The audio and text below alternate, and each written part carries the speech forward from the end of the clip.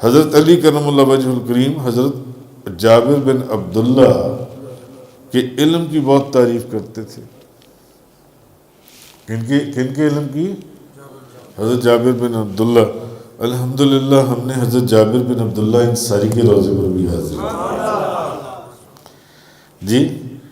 تو ان میں سے ایک شخص نے کہا یا امیر المومنین میں آپ پر قربان جاؤں، جو مرتبہ اللہ نے آپ کو عطا کی ہے، مگر تعریف آپ حضرت جابر کی کرتے ہیں.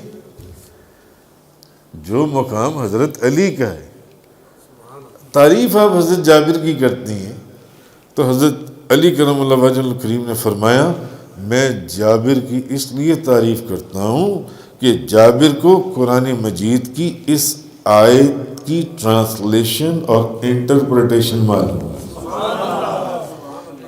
اس آیت کا ترجمہ اور تفسیر معلوم ہے جابر کو. ان الذی فرض علیک القرآن لرادک الی معاد، اس آیت کی.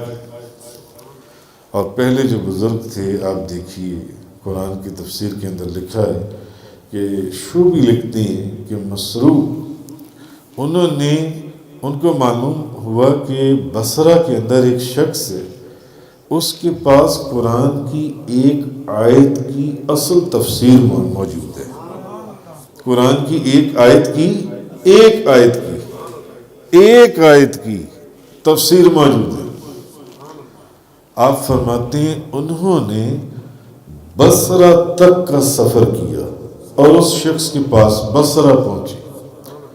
اور یہ کون سا دور تھا جب کوئی آپ بائی ایئر جا سکتے تھے؟ اس دور میں آپ نے ٹکٹ خریدی، بصرہ وہاں سے 1000 کلومیٹر ہے، آپ 1.5 گھنٹے میں جہاز پر بیٹھے اور وہاں اتر گئے.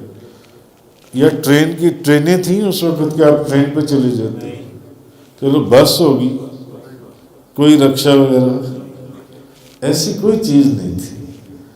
ہاں تو کس طرح گئے ہوں گے لوگ؟